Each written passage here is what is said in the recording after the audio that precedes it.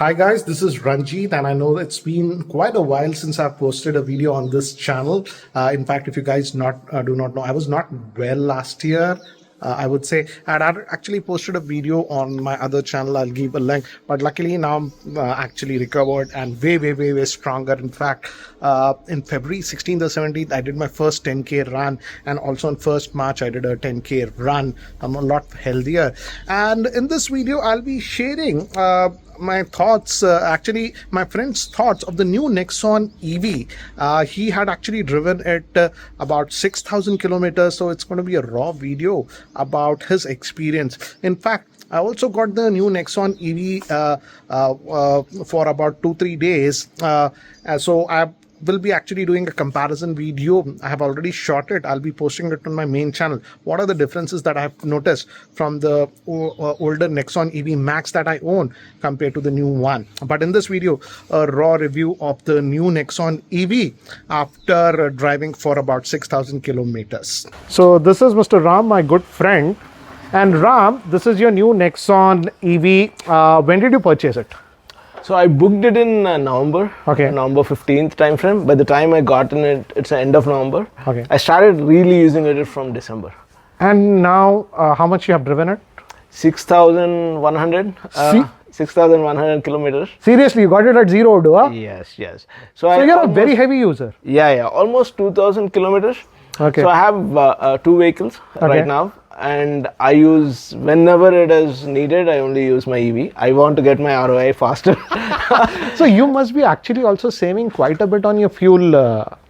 Absolutely. I'll give you an example, right? Like, so I have a Safari, Tata Safari, and I have a second vehicle which is i10. So I got the third one. I'm not using my i10 anymore. All of these put together, I used to fill almost gas every week. And I know every time you fill it in, it's like 4,000, 4,500 rupees. So almost in a month, wow. And I cut it down. Right now, I only put gas once. In a month? Once, maybe a little over, but not more than 5,000 rupees I'm spending. And because all my miles are on the EV. So you were spending almost close to 25,000 almost earlier. Yeah. Wow. So here that we know, we generally save with EV, and you are an exception. You're doing almost double what an average person does. But now I really wanted to know, because you have driven 6,000 kilometers. So you must have done your first service also? Yes. So now, because you have driven it quite a bit, what do you feel about this car? What are some of the good things and what are some of the niggling things? Because this is a very new model. I have the EV Max, but this is the new model. So Right. So overall, I think I love the car. Okay. Like I always want to get into the car, right? Like, even though I have a Safari, I loved it. The pickup is insane on this. Insane on this one, right? Like, really good. I think overall, great car if you're using inside the city. Okay. If you want to take it outside, I'm always have this range anxiety coming in, because I've seen a range of around 270 to 320 max. Okay. To be honest. And yours is the long range one. Long range one. But nothing beyond. And once you start hitting 95 to 100 kilometers, you see the range dropping drastically, right?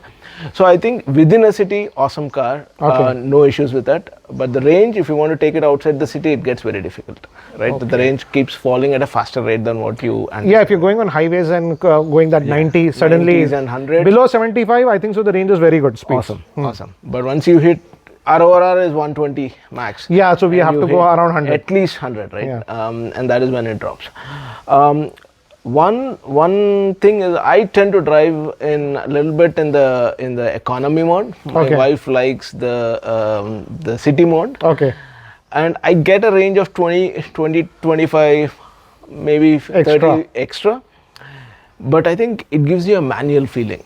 Right, it gives you lots of jerk. It's not very smooth. Eco mode, you're saying, yeah. Economy mode, it's almost like you can't appreciate the car enough. Right? You're pulling the car back, you would say. So in the city mode is what I'm talking about, the ranges. Economy mode is, for me it was okay, jerky. I like manual cars. For me it was okay. But I think people who don't like that jerkiness, I think range is a problem intercity. So roughly you could say like 280 to 300 is what it will get. So this is about 20 kilometers more than my EV Max. Yeah. Yeah, roughly around that's what I've seen. I'm never able to hit like 320s, 320. Okay. And again, it's a mix of getting on the interstate and inside the city. So Okay. I'm not purely done inside the city all the time for the full range. Okay. And have you ever used those fast charging, DC fast charging services? No, I've not used. So you're mostly charging in the house only? Charging in the house, fast charger inside the house, or my office provides me the charging facility. Okay. So I put it, I'm early go to work, put 8 in the morning, 6 o'clock when I'm heading out, it's almost charged fully.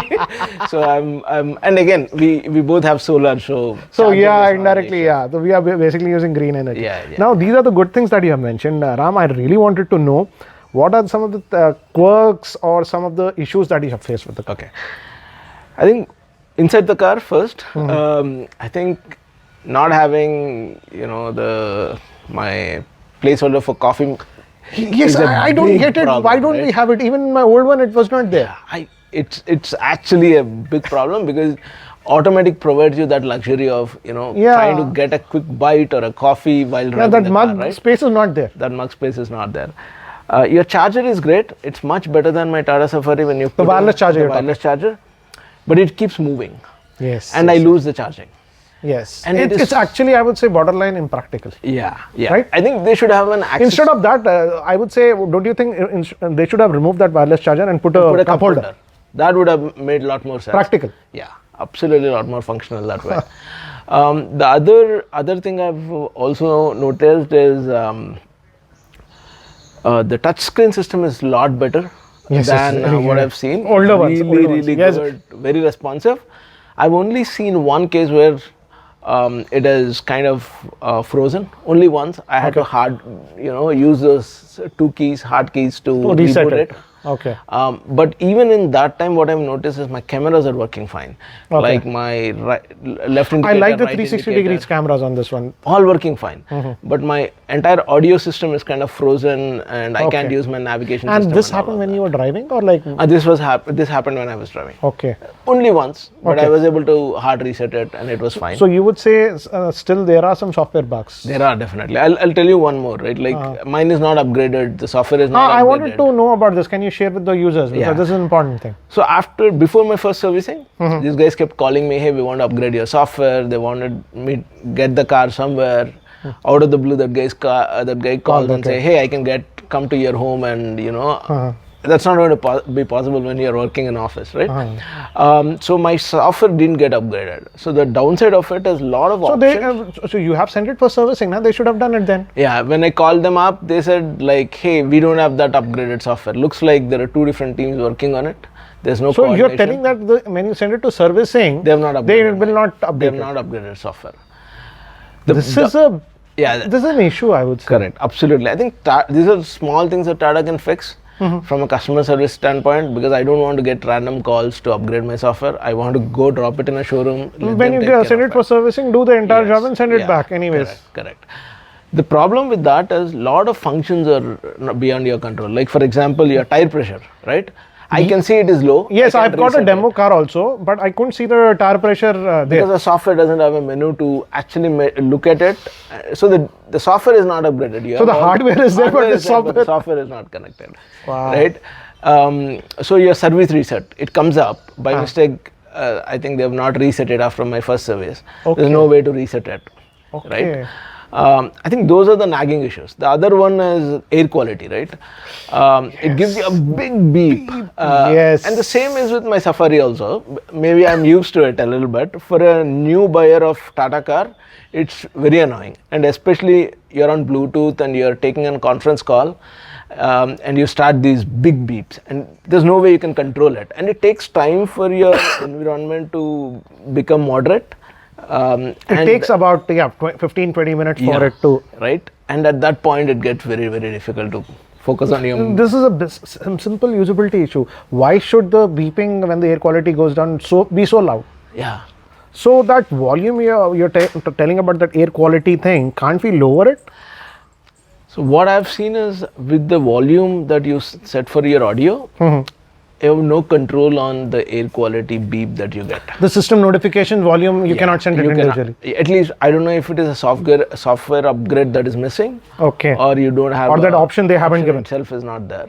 but it is definitely very annoying, and it's pretty loud. Yeah, it's and especially when you're focusing on, let's say, you're on a conference call and things like that. Something like that. That's one of the big advantages of an EV.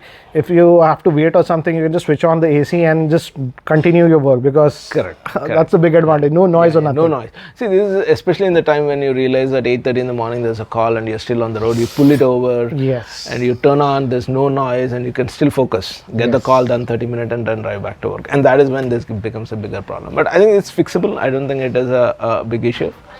So from what I'm getting is, the car hardware-wise, functionality-wise, mechanical-wise, it's good.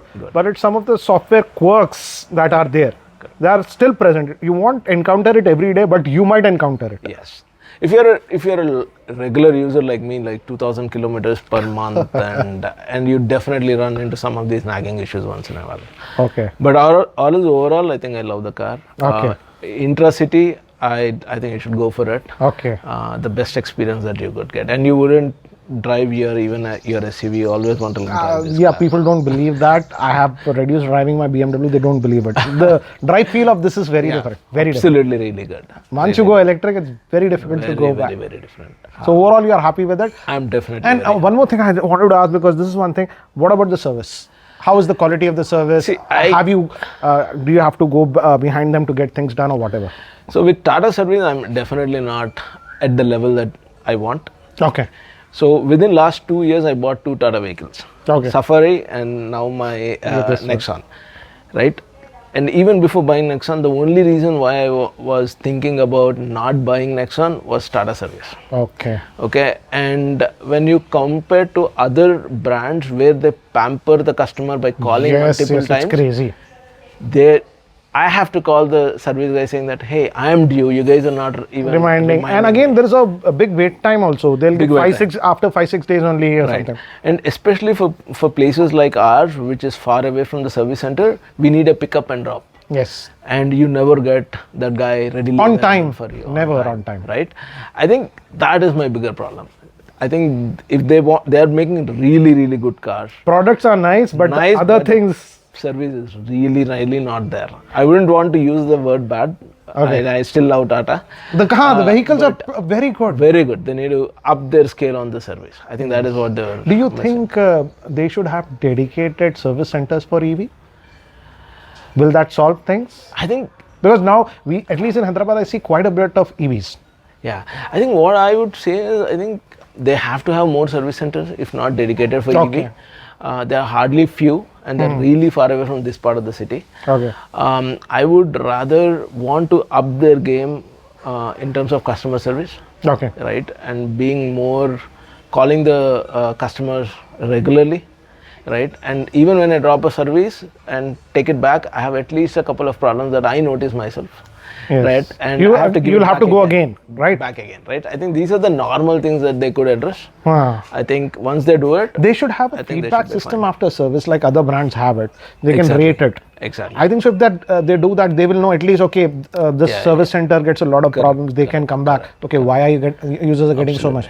It's a very easy fix. Absolutely. I think so. Absolutely. Other than that, I think if they get it that part right, I think they'll be they give tough run to the rest of the other brands out there. Interesting. So again, thank you, Ram, for sharing your raw experience. I really appreciate that. And as I can see, you are just rocking it and just using the EV to the max. Anyways, man, take care. Thanks for this. Thank you.